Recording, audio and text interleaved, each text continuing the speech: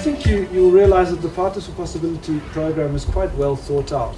They have a very well thought out theory of change. So what is that theory of change? I think most of you will know that we're dealing with a very problematic local context in which each school finds itself. So these are contexts of poverty, violence, low interest in education, inadequate support, and it all impacts on the school, which is supposed to be at the center of community but often isn't because of various factors such as these. Within the schools, even though when you visit many schools, under-resourced schools, rural schools and others, you find very passionate people there trying to make a difference, but it's very difficult for them. As has already been mentioned, a principal has to be an HR consultant, a financial manager, an IT specialist, and all these different things. And at the same time in South Africa, as I'm sure you also realize already, there's a large corporate sector that has many of these skills that are lacking.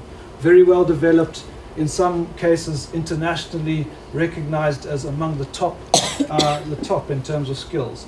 So not only finances, but also lots and lots of skills. And what Partners for Possibility does is, according to their theory of change, provide a bridge between the skills that are in the corporate sector to coming to the local context of the school where these skills are lacking.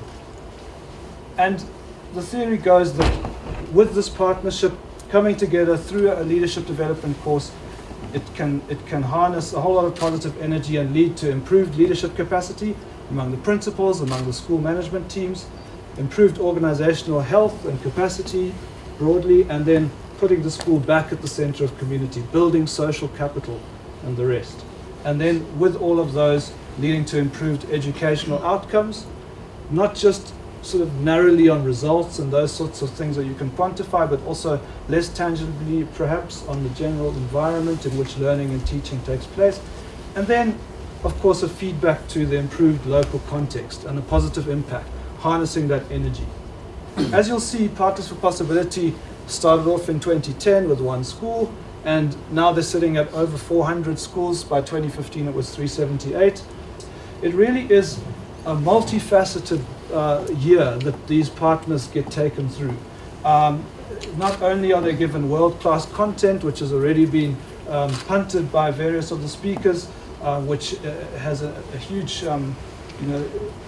potential to teach new different ways of thinking, but they also go through workshops which bring this content to light, because it's not easy just to read a book.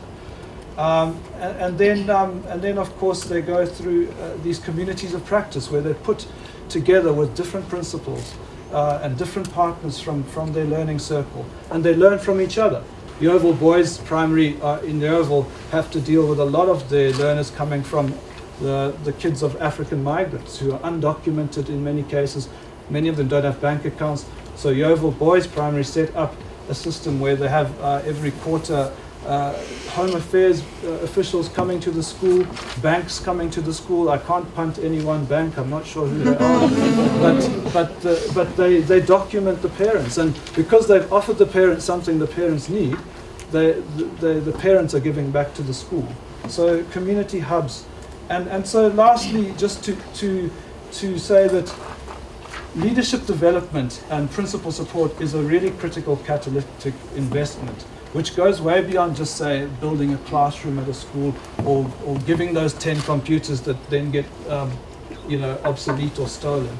It really is an amazing thing that Partners for Possibility is doing, and I think that the great thing is also that it's a homegrown model. It's a frugal investment. For very little in real terms, you can get a huge impact which continues to have multiplier effects.